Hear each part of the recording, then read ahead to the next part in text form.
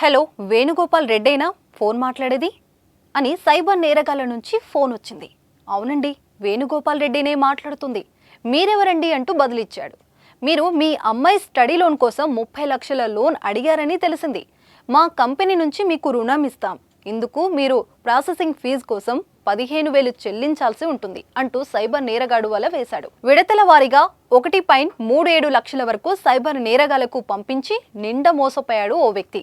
అసలు జరిగిన విషయం ఏంటో ఇప్పుడు తెలుసుకుందాం. మీ బిజినెస్ విస్తరించాలనుకుంటున్నారా? మార్చి 16-17 హైటెక్స్ లో ఫ్రాంచైజ్ ఇండియా బిగ్గెస్ట్ ఫ్రో ఎక్స్పో.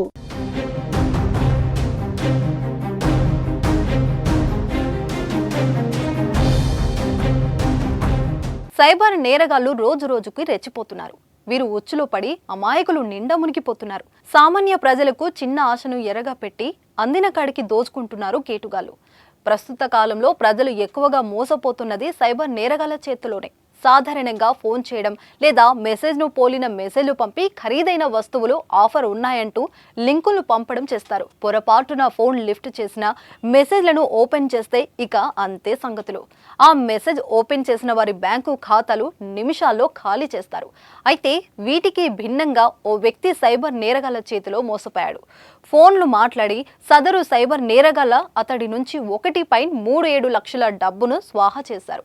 ఈ సంఘటన మేడ్చల్ జిల్లా ఘట్కేసర్ మండలం వెంకటాపురంలో చోటు చేసుకుంది. ఎక్కడైనా లోన్ పొందడం కోసం గూగుల్ సెర్చ్ చేసి కనిపించిన నెంబర్లకు ఫోన్ చేసి అవతలి వ్యక్తుల మాయలో పడిపోయారో ఇక అంతే సంగతులు. లోన్ మాట దేవుడెరుగు, ఉన్న డబ్బంతా ఖాళీ అవ్వచ్చు, జాగ్రత్త. ఇలానే ఓ వ్యక్తి మునిగిపోయాడు. అదేంటో ఇప్పుడు తెలుసుకుందాం.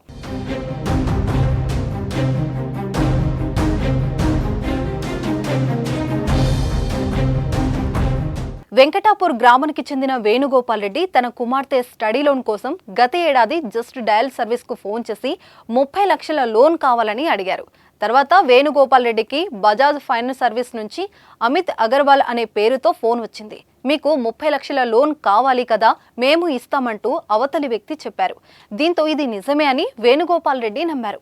ఇందుకు ప్రాసెసింగ్ ఫీజు కోసం 15,000 చెల్లించాలని అడగగానే గత ఏడాది డిసెంబర్ 22వ తేదీన మొదట 15,000 చెల్లించాడు.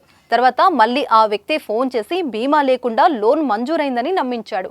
ఇందుకు 47,500 చెల్లించాలని చెప్పాడు.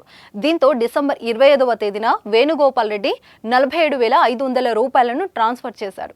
అనంతరం ఆ వ్యక్తి మళ్ళీ ఫోన్ చేసి జీఎస్టీ కోసం మరో 75,000 అడిగితే పంపించారు. ఇలా మొత్తం 1.37 లక్షలను బాధితుడి నుంచి సైబర్ నేరగాళ్లు నొక్కేశారు. మరుసటి రోజు కూడా ఫోన్ చేసి మరిన్ని డబ్బులు అడగడంతో అనుమానం వచ్చి ఆన్లైన్లో ఆరా తీయగా ఇదంతా మోసపోయామని తెలిసింది. ఒక్కసారిగా కంగు తిన్న బాధితుడు లబోదిబమన్నాడు. ఫోన్లో మాట్లాడిన వ్యక్తి కోసం ప్రయత్నించగా స్పందించకపోవడంతో మోసపోయానని వేణుగోపాల్ రెడ్డి గ్రహించారు. అనంతరం పోలీసులకు ఫిర్యాదు చేయడంతో కేసు నమోదు చేశారు పోలీసులు. చూశారు కదా, సైబర్ నేరగాళ్లతో జాగ్రత్తగా ఉండండి.